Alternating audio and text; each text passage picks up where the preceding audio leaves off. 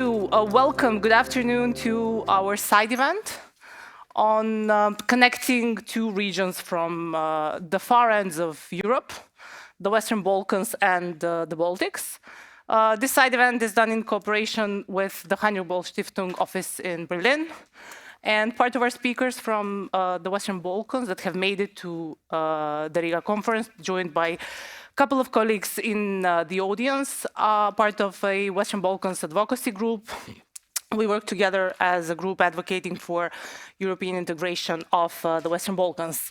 We are honored today also to be joined by distinguished speakers from the Baltics, the Deputy Speaker of the Latvian Parliament and Ms. Golubeva. And we will start promptly because we are 17 minutes late. But we will try to keep it 10 minutes longer than the foreseen agenda, just so that everyone is in the loop. So we have about 50 minutes to accommodate 6 speakers, and we're going to do our best to be rather short and without many long introductions. So I'll want to introduce everyone at the beginning. I'll introduce them as I give them the word so that we make the maximum of our 47 minutes, if I'm not mistaken. First with us, we have Zanda Kalnina Lukaševica, the Deputy Speaker of the Latvian Parliament and head of the Latvian delegation to the Parliamentary Assembly of the Council of Europe. Thank you very much for making the time, for joining us at our panel. Given your position, but probably it's also good to start, given that you are the host here where we're located. Can you give us a sense of how potentially do the Baltics view the Western Balkans from the enlargement lens, from a security lens, and in the second round, for which we will hopefully have the time, we will go back also to recommendations and potential venues for cooperation. Please. Thank you so much, and thank you for having me here. It's a pleasure and privilege, and I think it's a really great topic to start this conference for us. And indeed, as you ask about the Baltic perspective on Balkans, let me structure my brief intervention in 3 parts. So the Baltic perspective, reforms, and resilience. So if you look at the first topic, so it's I think quite clear that Latvia and the other 3 Baltic states have each our own unique history to share, stories of resilience, perseverance, and desire of freedom. And also, we joined the European Union more than 20 years ago. I still can quite vividly remember the many narratives that were pushed against EU membership at that time. And to be frank, even today, we can see targeted disinformation campaigns against Latvia and Baltic countries. And so to remain resilient and strong, what is important is that we must be clear-eyed and also think critically and be ready to act swiftly against these forms of foreign interference. And we can see them now in Baltics and also in Balkans. So the experience of the Baltic states show that resilience is not built overnight. It is a result of education, also civic engagement, and strong democratic institutions. And strengthening independent media and also supporting public trust in reliable information sources is crucial. But of course, our work is not finished, and it cannot be finished. We are being challenged every day. So turning to the Western Balkans, I see there are still many challenges, of course. But the good news is that the one thing that helps and the strongest driver to overcome these challenges is actually the aspiration to join the European Union and this prospect of integration in the European Union. So if we talk about the reforms, yes, the EU provides countries with a strong incentive to reform and also to build really good relations with neighbors. But in every reform process, however, there are always targeted campaigns against both reforms themselves and also the individuals implementing them. And I believe it's important to recognize that. So politicians, therefore, must act like lighthouses. guiding the way forward, even when it's unpopular and can come at some personal costs at the same time. So in today's world, we need actually true statesmen and stateswomen,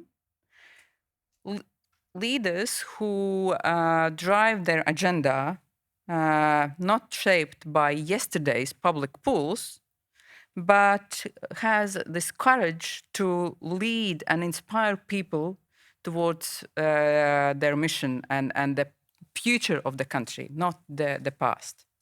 So the EU enlargement process, I think, is about these shared values, the rule of law, also the stable democratic situation in the countries. And countries on the path towards the EU must feel supported. That's very important, to feel supported, but also encouraged to implement reforms and keep the high standards.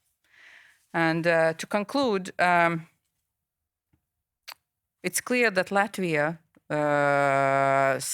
is ready to provide support. It's also important that enlargement must remain merit-based, but the timing is crucial. So as we have seen already previously, if accession takes too long, then the momentum and motivation can be lost. So countries that do their homework, that advance reforms, must be rewarded. But they must also align with the EU common foreign security policy, and that's super important. So in short, European door is open, but each country must walk through this door by its own, on its own. And of course, also resilience is more than important. Not only these reforms, but the resilience in difficult situations. And maybe we will still have a bit of time later on to discuss how to build the resilience, how to stay strong in the situation where social platforms are driving the agenda. Also, disinformation campaigns, huge foreign interference activities, how important it is to find a way how to stand against them, and also how it is important that other countries support the countries being targeted. And I think one key aspect is transparency. So transparency of who is behind these foreign interference campaigns, that's crucial. And here, we must support each other, because quite often there are separate events in many countries. But when we connect the dots, then we can see the pattern and see who is behind. And I will make a comma at this point. Thank you. Thank you. Thank you very much also for setting an example with the time. We heard a lot of key words that are very important for us: values, building resilience. And on that note, we are actually, when we discussed the organization of this panel, we wanted it was very important for us to be in the Baltics as the countries that have actually set an example, also the transformative power of the European integration. So you touched upon that, and now I'm going to give the floor to our colleagues from the Western Balkans, starting with Dalibor Kauliarevic from the Center for Civic Education in Montenegro, the country that's probably the next in line. Daliborka, your 3 minutes. Thank you, Simonida.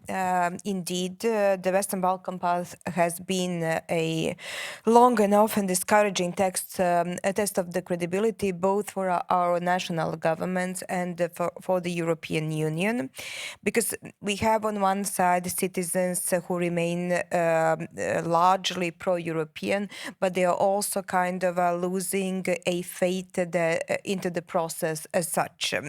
And too often the enlargement has been a technical exercise or some kind of the bargaining chip within the geopolitical context, rather than this transformative process based on the values that you have pointed out. And this vacuum has opened space for illiberal, clerical and pro-Russian influences that drive on disillusionment. And this is what we have now as one of the challenges. In that context, context, the Balkan states can stand out as our natural allies. They know from their own experience, which you also highlighted, what it means to reform under the pressure, to build resilience, and to defend democracy while at the same time facing external threats. The Baltics can help restore the credibility of the enlargement process in Brussels, and this is very important because we don't need only to have the talks in favor of the Western Balkan. We need to see demonstrated how membership based on merits and democratic consolidation strengthens both national sovereignty and European stability. And this is exactly what could be a strong bridge between our regions, not only at the governmental level, because there are talks, but also the level of the civil society, academia, media, because we need all of these exchanges. And there are a number of the topics that we can interrelate, such as cyber security, countering disinformation, green transition, civic education. And I'm very happy that you mentioned also education, because we are forgetting how important that is for resilience.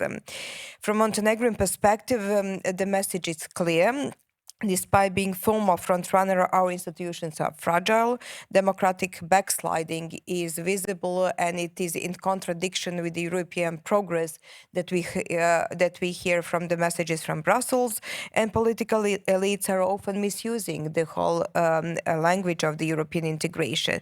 And this is why the European conditionality must remain strict but fair, and why allies like Baltics should also support not only our institutions, but also to hear the voices from the civil society, which are actually pointing out to this, to the importance of the values. Finally, I think that the Baltic story shows how the small states can punch above their weight. And this is something which is very important for us, as we have all of these countries in the Western Balkans, which are individually quite small. And but you did it because you had these shared values and strategic vision. And this lesson is vital for us, I think, today. We need to rediscover that clarity of purpose, that reforms are not in favor of the Brussels, but in favor of our own democratic consolidation.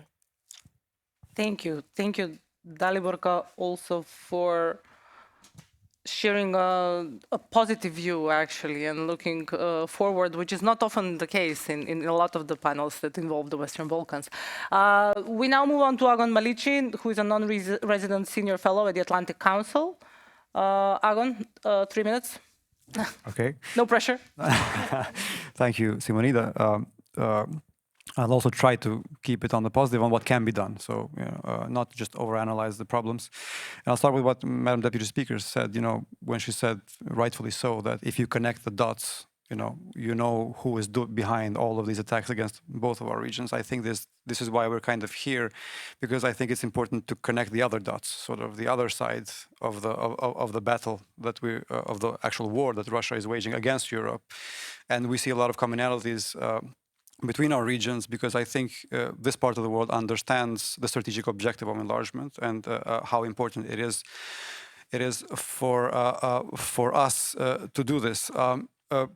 I'll focus on one aspect of why the region is being held back, and that is the issue of bilateral disputes being sort of misused to block enlargement. What Russia is seeking to do in the Western Balkans is to prevent or sort of, preserve its sort of veto power over what happens in the region. It does not have its sort of, any direct territorial ambitions, because we're still we're further away. But it wants to preserve this veto power in these sort of negotiations, in sort of aggression against the West, and it's constantly trying to undermine, for example, Kosovo-Serbia normalization efforts, democracy in each and every one of the country, but it's the way it's one of its main tools in this is internal EU divisions. And we need countries like the Baltics who have a principled approach to enlargement, so who are firm on issues of alignment with common foreign and security policy, who are firm on democratic principles, to sort of counterbalance the role that certain countries like Hungary, for example, play. there are a lot of vetoes that are misused. For example, the case of North Macedonia, and Simonida is from North Macedonia. You know, it is being blocked from moving forward, not because of not fulfilling any criteria, but because of a historical dispute with Bulgaria that has nothing to do with sort of democratic standards. Kosovo, where I come from, it cannot even get candidate status because it's not recognized by 5 EU member states. So we need supporters of Kosovo, of North Macedonia, of our countries, of our region, to use their weight in the council more to prevent these sort of unproductive obstacles, these negative obstacles in the region, while standing firm on the positive, so on the positive conditionality, which is on democracy. Thirdly, I think at least 3 of the countries of the region are NATO members, so there's ways and platforms within NATO to do a lot of the sort of resilience on the cognitive warfare that is being waged. But I do think that there is a need for more platforms and avenues for cooperation at other levels, so let's say think tanks, community, civil society, because of this common interest, and because I do believe it's in the Baltics' interest also for the Balkans to move forward together with Ukraine and Moldova. Obviously, we don't see any sort of competition in this front between the two. Actually, we feel that it's very complementary, and that we both benefit from moving forward together. And NATO's role in the Balkans is critical, while the EU, because of internal divisions, has its challenges.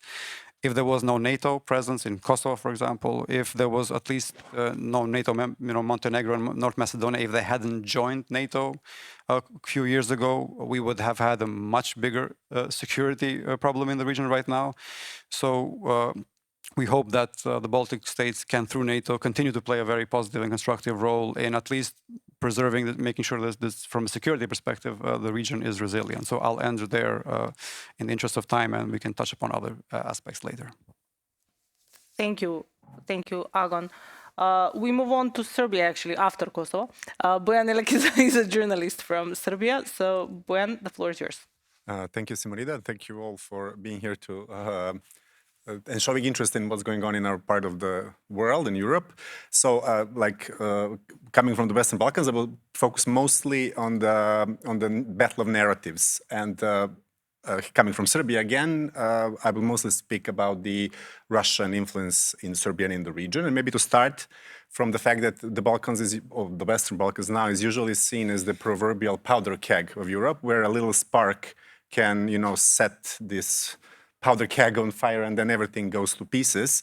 And then, especially after the onset of the Russian war of aggression against Ukraine, many voices in Europe or people were concerned that this might set off wider scale conflict in our region, and that Russia might play a role in it. And I think I'm here maybe to give a more nuanced picture about how Russian influence foreign information manipulation interference works in the region, primarily through Serbia as the main factor in the region, I have to say, because it is the biggest country and it has the biggest troublemaking potential. And maybe I think it's also, this is probably like a false image that this relationship between Serbia and Russia is very close, and it is close to a warm, brotherly Slavic embrace. It is not. To a great extent, it is also a very calculated relation that seems more like a marriage of interest than what I described before. So what is the interest of Russia in the region? It is mainly creating instabilities and using Serbia and the region as potential region where they can cause troubles for Europe, for NATO. And Serbia is particularly important because of the troublemaking potential it has, and it has shown before. And what is the goal of Serbia in this relation with Russia is mostly relying on Russian support for its geopolitical position, which is on one hand related to Kosovo and the dialogue that is going on, and on the other hand, it allows Serbia to maintain this balancing act sitting on 2 chairs.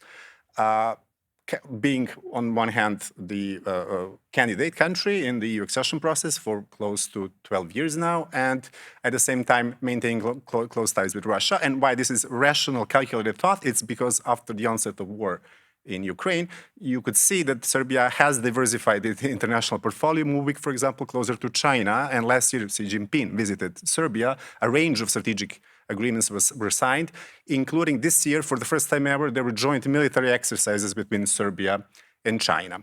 So this is how it looks from the outside. And then Russian interference in Serbia, do not get fooled, because our Ministry of Foreign Affairs has been trying to paint it like that it's impossible to resist Russian interference in Serbia. It's not like that. In Serbia, we have Russia Today, we have Sputnik in Serbian language, which looks better and more balanced as a news outlet than some national Serbian media. And to just give you a picture about this, on the day after Russia invaded Ukraine, on Informer, the most widely read tabloid, front pages read, "Ukraine invaded Russia."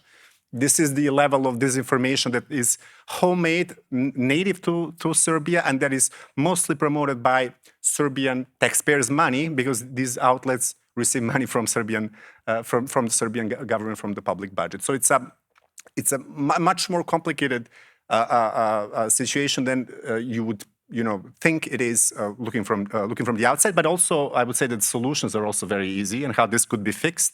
But maybe let's leave that for the second part of the. Thank you. Wonderful. Thank you. Thank you, Bojan. I think you're getting the sense of the diversity, but we'll open up for questions soon. Last but not least, from the Western Balkans is Edo Kanlic from the Transparency International Bosnia. I'm not sure it was wise to end with Serbia and Bosnia, but here we are. So, Edo, the floor is yours. You're kind of used to it, actually. Thank you, Simonida. Thank you for having us at the conference. I agree with everything that colleagues said, but I would like to point out that this year we mark the 30 years of the Dayton Peace Accords that stopped the bloody war in Bosnia in the 90s. And I believe that at the point when we are about to reach a peace deal in Gaza, but also with all the peace efforts to get the peace in Ukraine, it's relevant to talk about the consequences of these arrangements that are very much important. A role of international community has to be underlined in all of this. So in Bosnia, we have 30 years of peace. If we ask me what sort of peace, it is for sure a negative peace. We don't have armed conflict, but we still struggle a lot with all the challenges that we had prior to the war and in the war period, with ethno-nationalistic parties in power, which still misuse all the traumas and bad memories from the 90s.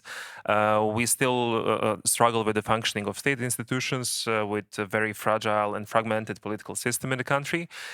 State is captured with high level of corruption, brain drain, which is one of the biggest in the world. But still, in all of this, it's good that we have a peace, and now it's definitely time to do some assessments and to see how did it work in the past 30 years, and what was the role of the European Union and all the other international actors in all of this, which is relevant for the rest of the region as well. What we had from Brussels and from European institutions in the past was a appeasement strategy that was present there for years, and that is also valid for other countries in the region. We had autocratic leaders who actually blackmailed the European Union, and who unfortunately almost always got the concessions and what they wanted actually in return to preserve some sort of stability in the region. While at the same time, we had some actors who directly undermined the constitutional order of the country. In this year, we had a lot of issues with secessionist steps of the authorities of the Republika Srpska region, and Milorad Dodik as its leader, who's openly the biggest Russian player in our country, but maybe even in the region, who often visits Moscow and consult the Russian authorities about every steps that he planned in our country. And what we saw in return was the lack of unanimity on the EU level to actually act sharply and to try to stop these acts. So we could rely on the individual actions by member states. In all of this, it was very important actually to underline that we still feel the gap in power that was left when the US administration that is now in power came to the White House, because we do not have an acting American ambassador for almost a year now, and we do not see that European Union is really willing to step in and to actually show that there is a European vision for Bosnia and Herzegovina and for other countries. And in all of that, it is very much important to have not only usual suspects from the member states, but also member states who are far from the region and who can, realistically look the broader picture, and who can actually offer some ideas and constructive approach that can help us to maybe overcome all these failed strategies from the past, which are still being kind of the main approach towards our countries. What is important to mention here as well is the security component. We still have European peacekeeping forces in our country, and the problem is that its mandate is being renewed every year. It will be the first week of November, and this is also a tool for Russia and for other members of the Security Council of the European Union, of the United Nations, to actually instrumentalize it and to use it as a political tool to destabilize the country. It is also being instrumentalized by the domestic actors to actually, create narratives of what could happen in the country if this mandate is not renewed, and who would actually fill the security vacuum that then comes to the country. So a lot of questions are still on the table. Bosnia is struggling on its European path because we did get a green light to open negotiations, but because of the lack of political will on the local level and the lack of agency on our side and the ownership of the process, we still do not see all the necessary reforms that should actually get us to the first intergovernmental conference and all the additional steps on the European path. Thank you. Thank you, Eda. Ms. Golubeva, chairperson of the board of the Baltic Initiative for European Reform. You've heard the expectations, the diversity of views that our colleagues shared. So how feasible do you see some of the recommendations, and can we reflect a bit on what you heard, connecting it to the Baltic perspective? Thank you, and thank you for being with us. Thanks. I'll try to be a little bit structured because the time is short. I think we're speaking about three different sets of expectations. One is the geostrategic alignment, which is important for the EU, given the challenge from Russia and the international situation, the gradual crumbling of the international liberal world order, if you wish, and everything that comes with it. So Europe, of course, would be interested to have candidate countries that are now both in the east and in the south as part of a stable, aligned European Union, which supports the same values, but it's not that easy. Then there comes the issue of native elites. I mean, the elites of each candidate country, and in some cases you have a very strong geostrategic alignment with Europe. In some cases you have a different vision of where the interests of the country lie, and sometimes you also have, as someone mentioned, on a smaller scale, but nevertheless some authoritarian tendencies. And then, of course, you have the European Union member states, which are also not always playing ball, not just in the sense of being slow or putting too many barriers or keeping some countries in the waiting room for too long. And you know how it is when you are in the waiting room for too long, then you appear on the stage, you already have signs of fatigue on your face, there is less spring in your gait, you are less prepared to face the challenge. So it's not good. And we see in North Macedonia what that means. That really is a dispirited population not believing EU accession anymore. But also there are individual interests of some member states which actually are not themselves so sure about their geostrategic alignment. And I think there are players inside the EU that affect this process for the Western Balkans. I mean, I don't think it's a big secret if I name Hungary, but we'll see how it goes in the future with, for example, what kind of stance will the new Czech government take, right? What stance, I mean, so far Slovakia doesn't seem to show much interest in obstructing Western Balkans in any way, but I mean, let's see what kind of coalition builds there. I think it's highly important at this stage for the European institutions to try to facilitate and to accelerate the decision-making processes. I think Antonio Costa's proposal is very good. The question is how realistic it is that the EU member states will accept it.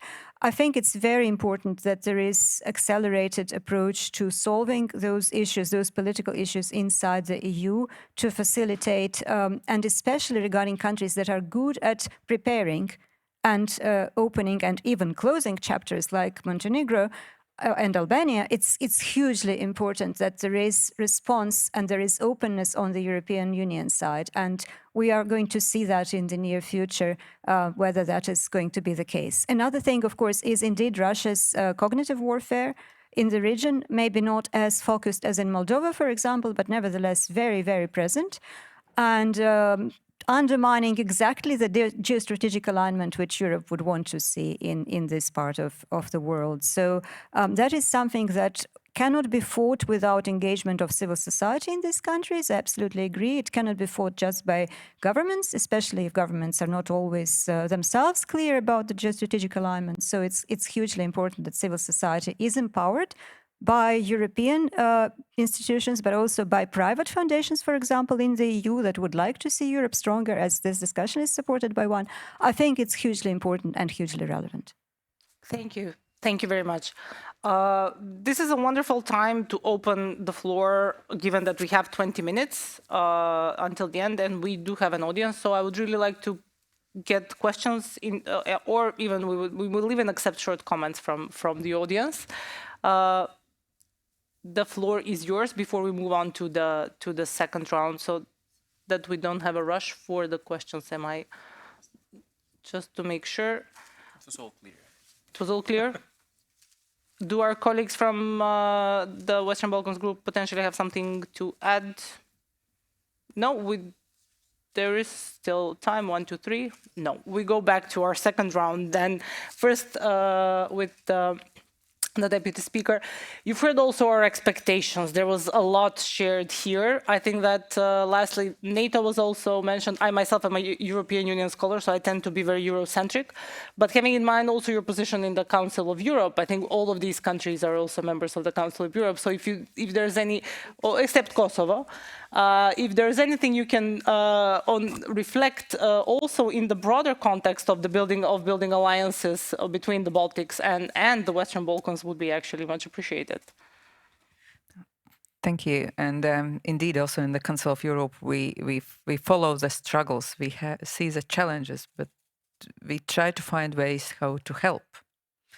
And there is a similarity with the Baltic countries. So we are not blind-eyed, but we really want to find ways how to better help in different levels. So from the parliamentary level, for example, we provide training for some of the parliaments, for the staffers of the parliaments on the EU integration process. It's might be seen as a teeny tiny project, but it's a practical support. Then also we see this broader context, providing support in strengthening the ability to fight against disinformation. And also the NATO STRATCOM Center located here in Riga is, I think, a huge help to many countries, sharing expertise, sharing knowledge, and sharing also the ways how to face these terrible situations. If we just follow up on Ms. Golubeva's last point, can we also reflect, are you in a position to reflect maybe a bit on the positions of the Baltics on the accelerated integration and also Mr. Costa's proposal in terms of maybe qualified majority down the road? It's a difficult question, Maria knows it. If I separate it, so as I mentioned, so the time matters, and if the enlargement process goes too long, so the momentum can be lost. Of course, also it shall stay merit-based, so the reforms must be implemented. The alignment with the common foreign security policy must be ensured. There cannot be compromises on that. Sorry, but cannot. But we can support as much as possible to implement these reforms, to find a momentum to move forward. So on the qualified majority vote, it's a huge debate in the Europe as such, on the enlargement or on the common foreign security policy, on parts of that. So the official Latvian policy is saying quite strong that we still keep the position that the need for a consensus is crucial from different aspects, and I think we will not have time to debate it into the detail. So it's much stronger message if we find consensus and move forward. And just one more aspect. So it was said by our colleague from Serbia that these relations with Russia is as a marriage of interest, and actually that the Russia's interest is creating instability. And I fully agree that Russia's interest in general, in Balkans, in Baltics, in Europe, is to create instability. And if you think that the general goal of the European neighborhood policy and the European foreign policy as such was to create and is to create a ring of friends around Europe instead of the ring of fire. So if Russia is our adversary, which it is, it's clear that Russia's goal is the very opposite: to create instability, to create unrest, to create problems. And we see it in Western Balkans. We see it even Russia's role in the Middle East, etc., etc. So, and it means that if we see these signs of instability, so first of all, for the sake of the countries, we need to find a ways how to fight against that. But it's also for the sake of being able to stand against aggressor, not to allow it to reach its goals with creating tensions, instability, and conflicts inside democratic societies. Wonderful. I think this is a good point maybe to bring Bojan, because he said that he has a couple of recommendations or what needs to be done. Yes, and thank you, Ms. Lukashevitsa, for bringing this back to Serbia. Right, so I fully agree. And I think my recommendation is that actually it would be very easy to deal with Russian influence in Serbia if there was actually a government with a democratic mandate that had on its agenda to counter or contain Russian influence, because it's really tricky to even assess to what extent Russia could really flex its muscles in Serbia in an environment where it's welcome everywhere and they don't even need to try really hard because there are other actors, proxy actors, media outlets that are very friendly towards these positions. And then from Serbia again, being used as a hub, the whole region is destabilized. I forgot to mention that in the first round, including through Serbia, pro-Serbian political parties, Serbian or Russian money going into funding these proxies in Montenegro, in Bosnia and Herzegovina, most of Republika Srpska, in North Kosovo, destabilizing the whole region. And going back to what you mentioned about the autocracy towards the end of your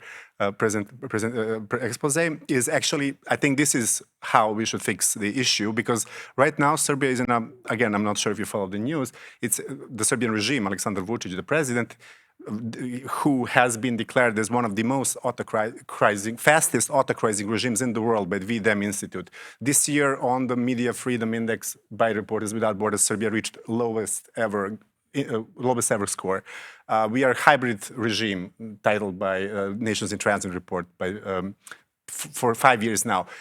And for the 11 months, or close to a year, we had this really pro-democratic anti-corruption protests in the country that have mostly fell on deaf ears in the European, among European audiences. Obviously, it's understandable. There are several wars ongoing, some issues that are more pressing, but investing in democracy, having real democratic actors in power in Serbia would help democratize the region, because without democratic Serbia, we can have democracy in the region and we can have peace in the region. Going back to this democratic peace theory, you know, the democracies don't go to war with each other. This would, in long term, stabilize the region. And of course, there would be at least a forum where you could address foreign information manipulation, interference by Russia in such a space. Right now, it's impossible to do so with the current regime in Serbia. I think that we need to try to find together this exit from the roundabout, in which the Russian influence that we have mentioned, which is also felt in Montenegro, is not seen at the same way from all of the member states. You from the Baltics do understand it. But for instance, we have a speaker of the parliament who is a Russian representative practically in Montenegro, and he's been acknowledged in his position and well received by most of the representatives of the other member states, because the imperative is now to have Montenegro on fast track to the European Union. But do you want Montenegro in the European Union when this guy will be the next prime minister, representing Russian influence and being maybe even more of the troublemaker than Orban? I mean, this is why the values are important, and this is why we need to have certain kind of the consensus in this process, because it's not about the technical issue. It's more about this transformation of the whole society, which includes also building of this resilience, which is making a mess in our society. I mean, and this is something where the current approach of the European Union is not helping at all. And this is something I suppose that we share more of the understanding and could find more of the common ground. Just to, again, tag along on this issue of the cognitive warfare we're faced with Russia. One of the key messages Russia is trying to convey in the region that Europe doesn't want you. And sometimes with some decisions or things that the EU does, it's a kind of indirectly confirms and supports those narratives. So we need help from within the EU to counter this narrative. That's why, for example, the issue of the QMV on enlargement steps is important, because look at the case of North Macedonia. They went through a very delicate negotiation, changed the country's name to try to move forward in EU accession, and then they were blocked then later on by Bulgaria over another issue. And this, for example, in the case of North Macedonia, kind of confirms the Russian narrative. So it's very hard for actors like us in civil society then to push, we're used to having the EU and EU conditionality as an ally, This undermines conditionality in a way, because then no matter how much you push for democratic reforms, you don't get anywhere closer to the EU. So we need this sort of help, and by help I mean using the political capital that countries, even the smaller countries in Europe. That's why we're here, because in the Balkans, we're used to kind of discussing about enlargement mostly with Berlin, with Paris, with the bigger sort of countries. But now the power is kind of shifting within the EU, and Eastern Europe, the newer, you're no longer new members, already old members, but you have the leverage, the weight, but most importantly, the principles for the kind of enlargement that we want to see. And we would hope to see a bit more of use of this political capital on these issues, and to understand how what's going on right now is helping the Russian narrative and helping Russia kind of hold the region back. And by holding the Western Balkans back, it's also holding all of Europe, so destabilizing all of Europe. So I'll just end there. Maybe just to add, is it working? Yeah. Maybe just to add here that what we hear from all the member states across Europe, it's like the need for the internal reform of the EU is kind of a consensus. But what we don't see is who's going to push for that, who's going to be the actor who will initiate it apart from the big European institutions. And there I think that we need member states with experience of negotiations with the EU, those who still have good examples of how your countries improved actually through this process, but also through the membership process over the past 20 years, because you have figures now that we can compare and that we can use as an argument for the enlargement. And that's why we need to broaden the discussion about enlargement, because it would be pity to wait another 20 years and to have only Baltic states talking about Ukrainian accession process, because it is what happened to us actually. We have only those usual suspects from our neighborhood, from countries where we have a huge diaspora who are still talking about our countries and the need to enlarge, and therefore we needed to be a much broader discussion that will be merit-based and in which we have a clear strategic communication, because that is what is missing right now. We see that some old red lines are being crossed, but we need really to be honest in this process, and honesty does not mean you're not ready, sit and wait, and we don't have anything to offer to you at this stage. And maybe at the end to say that since we have a lot of autocratic leaders and very strong figures in our countries, it is very important to underline the importance of the parliamentarian oversight of the process. And that is something that is missing in my country, and I believe in all the others, since we have a representative of the parliament. We need parliaments to be much more involved as directly elected representatives of the citizens, to be there not only to vote for these reform laws, but to oversight the implementation and to really be a conscience of our society that can underline and remind executive powers and all the rest of the society about the needs for the reforms. Thank you. Ms. Golubeva, reality check. From all these expectations. Yes, my sad role in this discussion. I think basically two main points as a response to what I heard. One is inaction has a cost, just like action can have a cost. I think we already see in Georgia what it means when Western partners, including both NATO and European institutions, did not take the need to speak out and to be much more vocal, seriously enough, at early stages of the U-turn, and then it's too late. So Do we want that to happen in any of the Western Balkan countries? I think not. And that means sometimes sacrifices. So sacrifice the safe position of, the mental framework of an administrator where you are afraid to make actions that might be risky. So you just prefer to, for stability's sake, not to do any risky moves. This might actually, in the end, cost more. I always suggest to those in Germany, for example, who oppose Ukraine's accession by 2030 to think of the price of non-accession, the cost of non-accession for us all. So the same concerns the cost of non-accession for countries in the Western Balkans that are now moving fast on the way to closing and opening chapters. Of course, with some countries where there is less political will, that's a bit more tricky, and I would be more careful there. Second point, strategic communication. I absolutely agree. I mean, who is managing the expectations of citizens in countries that have been waiting for more than 10 years? Nobody is seriously really doing that. I was very happy to see some administrators from all 7 countries in a training recently where they were doing preparing to strategically communicate about reforms in the EU accession. I think that's exactly more of this should happen.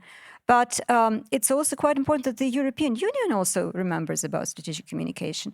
I mean, the usual thing is that very often when there is lots of EU funding going into something and then the communication, for example, of Russia's proxies is much louder and much more successful than the communication of European Union and pro-European Union actors among the elites of the candidate countries. And that is something that is unfortunately the case both for Moldova, Ukraine, but also for Western Balkans. So that has to change, I think.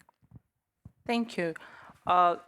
You have made my job extremely easy because you moderated this discussion amongst yourself. One last chance for a question or a comment. Wonderful. Yes, and then two now.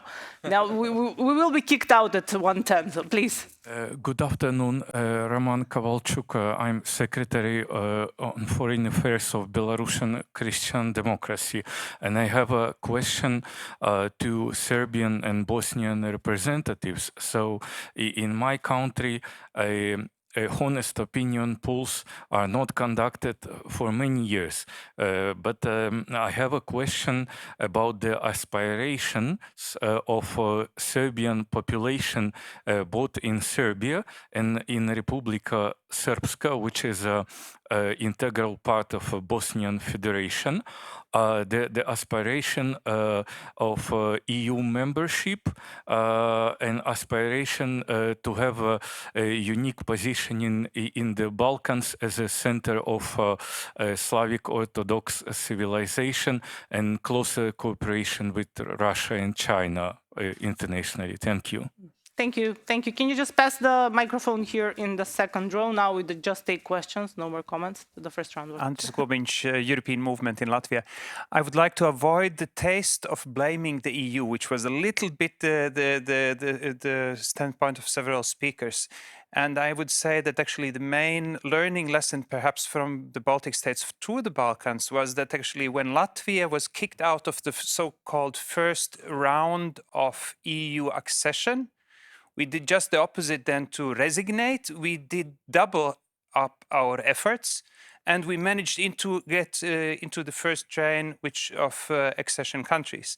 So that, I don't know how we managed as a society, but we managed. And that would be more or less, I think, the lesson to learn also not to resignate, but do double up. And at the end of the day, there was no choice at the EU level. They had to take us because we were even better than the Estonians in several aspects. Thank you. Thank you. Wonderful for your last comment. I'll hand the floor to Bojan and Edo, and then we will all have 1 minute just to wrap it up. Yes. Yeah, very quickly. So when it comes to the public opinion polls, Serbia unfortunately fares the worst in the region when it comes to the support for the EU integration. And up until 2019, there was this silent majority above 50. And these are polls, I'm quoting, conducted by the Minister of European Integration. However, ever since then, they've been around 43 to 5%, depends on the year and depends on the circumstances, because it's very responsive to the developments taking place. However, there depends also what you ask the citizens. For example, if you ask the citizens who are the biggest friends of Serbia in the international relations, as of Corona times, China comes on top, then Russia, then Hungary, around 80–70%. These are the top three. EU member states and EU are below 50 again. And then for Republika Srpska, I mean, again, this is all very heavily influenced and curated by very terrible situation in the media. I mean, it's really important to underline how terrible media situation is in Serbia. I actually call for a special international tribunal to be established to go after editors of Serbian media outlets, because this is really impossible to have any kind of discussion or opinion about this. So maybe Edo, and then maybe the second question somebody else can. It's very much similar in Bosnia and Herzegovina. I mean, countrywide, it's still below above 70%, but in Republika Srpska, unfortunately, that number is dropping every year, and it's a clear and direct consequence of the anti-EU narratives of the ruling party in the RS. And again, I'll repeat the same about the media situation. We have a media blockade in the Republika Srpska, and that's why it's so important to push for the legislation on transparency of the media ownership that is missing in my country, and that should be high on the agenda on this path. Thank you. Agon, you had something. Yeah. Just very briefly on the question of, we obviously have our frustrations with bad leadership in the region, and a lot of it is responsibility comes from the region. But in the Baltics, you had an enlargement process where it was a kind of productive competition between the countries in the region, and there was conditionality was actually working. We're talking here about obstacles that have nothing to do with democracy and improving your governance. We're talking about obstacles that in 5 countries not recognizing EU countries not recognizing Kosovo, for example, or in the case of North Macedonia, disputes over history. So these are very difficult obstacles for which kind of are external. So that's why we kind of want to emphasize this. We want that productive competition and that dynamic that conditionality creates. And right now we have that momentum actually in Albania and Montenegro, who are opening chapters quickly, and we really hope for that to progress very well, because it will send a different message and narrative to the other countries. It might create that dynamic where other countries in the region will now want to tag along because they will believe that there is a credible process underway. Are there any pressing? Yes. Thinking of this belief in Europe and willingness to implement all the reforms, let me connect to 2 dots at this point. That actually in Latvia, we believe that we have done our work and that we have developed a strong and systematic ability to respond to the Russia's propaganda. But we are challenged right now again. And also, we believe that the European values are so strong here in Latvia that it's like a given. Mm-hmm. And this belief in European values are being challenged again. So actually, from one side, we in Latvia and in Baltics, we are ready to support the Western Balkans reform process. At the same time, your fresh belief in the European values and willingness to join the European values, I think can also, again, help us to renew and to strengthen our own beliefs in European values, because they are being challenged every day. So we can help actually each other.